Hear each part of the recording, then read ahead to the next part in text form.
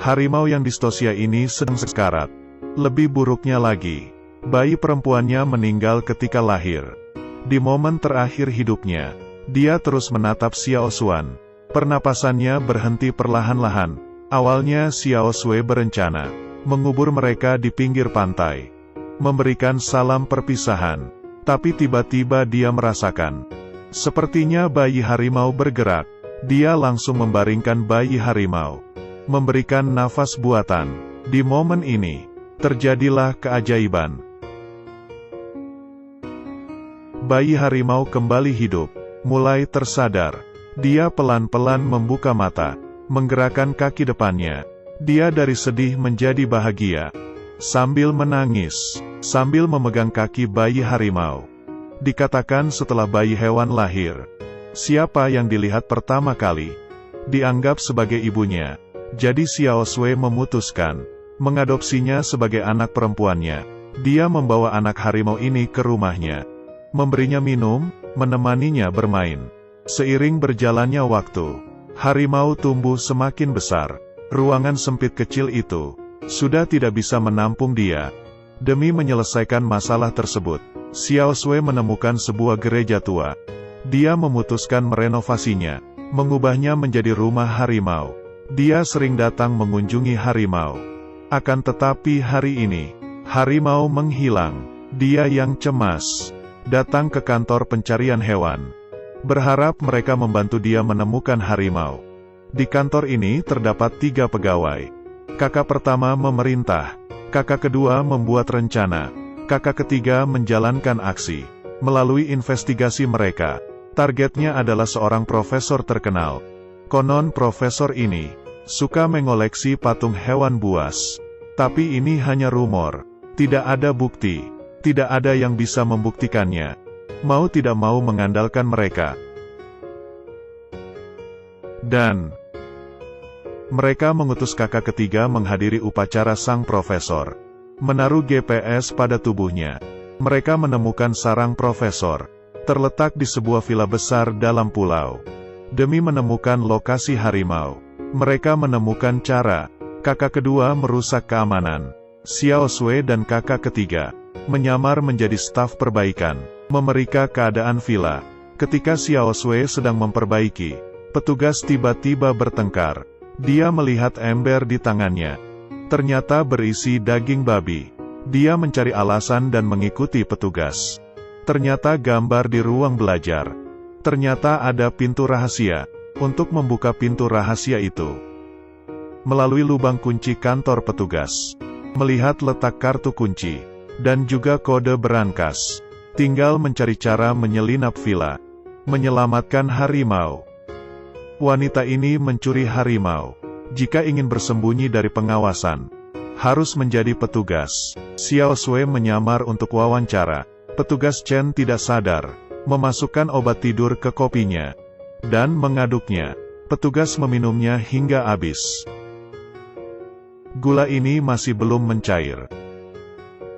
Dia tidak curiga sedikitpun.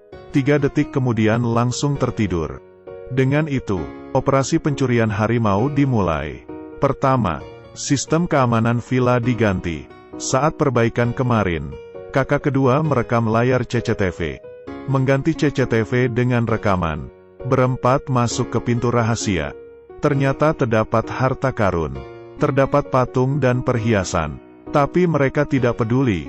Dari pengamatan kakak pertama, di patung terdapat petunjuk. Mereka menekan patung. Terdapat sebuah pintu. Sama seperti rumor, ada banyak patung hewan buas. Dalam gudang pintu rahasia, mereka menemukan harimau yang mereka cari. Mereka membawanya lewat ruang bawah tanah.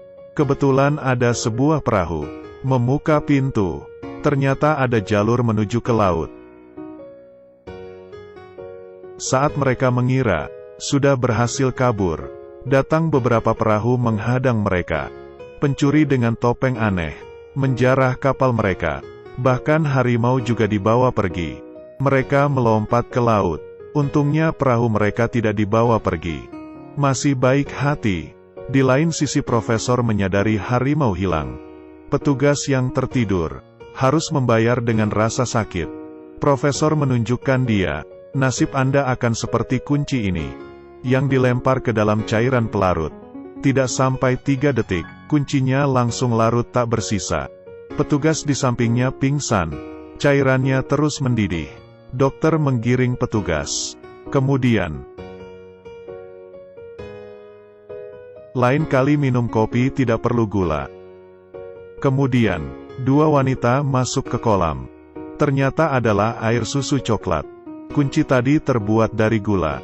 Profesor memanfaatkan rasa takut petugas, membuat mereka takut setengah mati.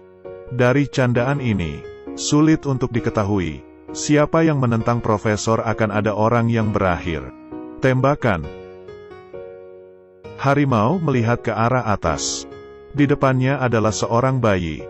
Ibunya bersembunyi di sudut gemetar. Tapi bayi malah berbicara. Saya ingin harimau besar. Harimau mengangkat cakarnya. Bayi juga mengulurkan tangannya. Harimau yang galak ini juga memiliki sisi yang lembut. Tapi saat ini dia sedang berjalan di puncak gedung. Dari belakang dia dikepung oleh polisi. Demi kabur, dia hanya bisa manjat ke atas. Polisi memanfaatkan kesempatan. Sebuah tembakan. Dia melompat, mengira bisa bebas dari bahaya. Tanpa diduga, dia hampir tidak bernyawa. Orang di bawahnya berteriak. Harimau terus tergelincir. Bahkan polisi menurunkan pistolnya. Harimau akhirnya berhasil manjat. Dia melihat ke bawah. Ukuran manusia di bawah sama seperti semut. Kemudian sebuah sekrup lepas. Harimau sempoyongan. Perlahan-lahan mundur. Akan tetapi sebuah sekrup lepas lagi. Cakar kakinya tidak bisa menahan tubuhnya. Tapi di saat yang sama, dia melihat secercah harapan. Itu adalah tuannya. Naik balon udara menyelamatkannya.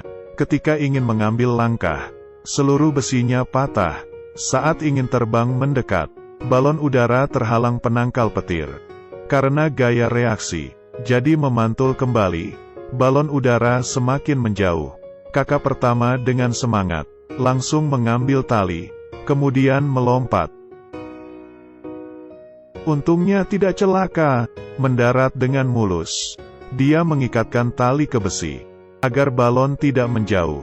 Sisanya bergantung pada harimau. Tuannya berteriak. Harimau lompat ke balon udara. Tapi harimau gemetar ketakutan. Percaya kepada saya. Sudah tidak ada waktu. Gimana mereka melewati krisis ini? Apakah harimau bisa terselamatkan? Sebenarnya saya juga ingin tahu. Cuplikan tadi adalah film yang akan segera tayang. Yang Guang Jiefei, diadaptasi dari judul novel yang sama. Mendapatkan komentar bagus dari 88% pembacanya. Dia sangat lembut dan menarik. Dia menyembuhkan hati banyak orang.